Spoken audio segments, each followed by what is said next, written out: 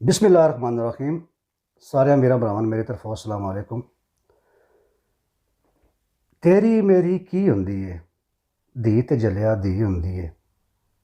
मैं कल परसों की वीडियो वेखी है जिस विच वो बच्ची कमीज़ उतना चुक के पुलिस वाले आखती कि अंकल देखो ये मेरे साथ क्या हुआ है।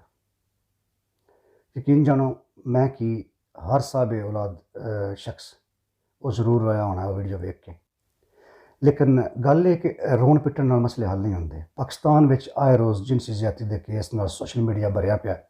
रोज़ाना मेरे समेत तुसीं सारियां खबरां पढ़दे हो। एक ही है कि साडी माशरती बेहिसी है, साडे कोल इस चीज़ का सदेबाब कोई नहीं होंदा पिया।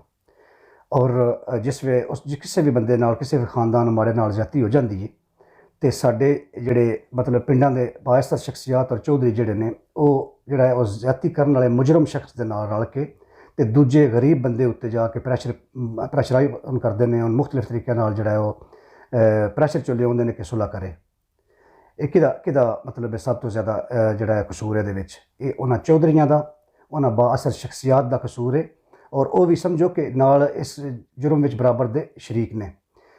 वो वेखो जी इंज हो जाना कि तुहाडी अगे बेइज्जती जिहड़ी होर ज़्यादा हो जानी है, रिश्तेदारां दी तुहाडी इज्जत को नहीं रहनी। ये देखो गलती हो गई है, इन्हें अपने जिहड़ा जुर्म इस कीता है उसदा एहसास हो गया, गलती का एहसास हो गया, ये नहीं करता है, बड़ा शर्मिंदा है और इन तू माफ़ी दे छड़।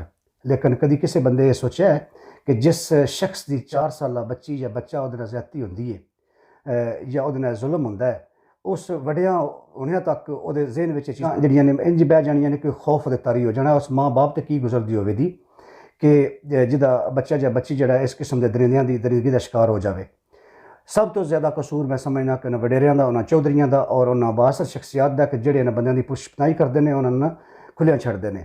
सन इस चीज़ का सदेबाब करने वास्ते बाकी बांदा फसल जिहड़ी बचाने वास्ते चंद एक कां जिहड़े ने मार के लटकाने पौने ने। इस तो अलावा मेरा हुकूमत वक्त अगे भी अपील है कि इस किस्म के फास्ट कोर्ट बनाए जान कि जिहड़े इस किस्म के जिहड़े जराइम होंदे ने उन्हां दी 1 महीने के अंदर अंदर जिहड़ा पूरी इनक्वायरी करके ते मुजरम नूं सरेआम लटकाया जाए। ये नासूर ने माशरे का, ये हैवान नमा इंसान ने, ये इंसानां विच रहण दे काबिल नहीं। तो जदों कुत्ता हल्का हो जाता है ना उसनों जिहड़ा मार ही छड्डना चाहिए है, क्योंकि वो जे दूजे बंदे ना कट्टे।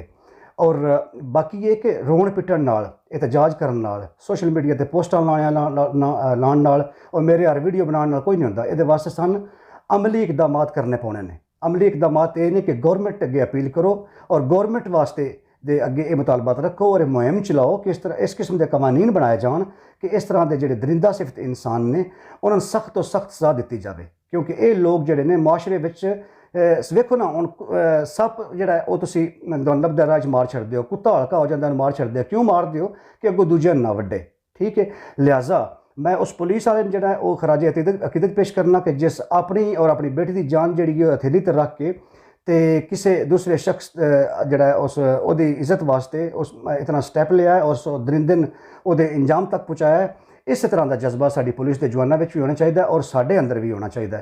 और आखिर में मेरी दुआ है कि अल्लाह ताला सन सारियां साढ़े सारियां दी इज्जत महफूज रखे, जालिमां दे जुल्म तो, आसतां दे असद तो महफूज रखे और सन हक और सच नाल खलोने की तौफीक फरमाए।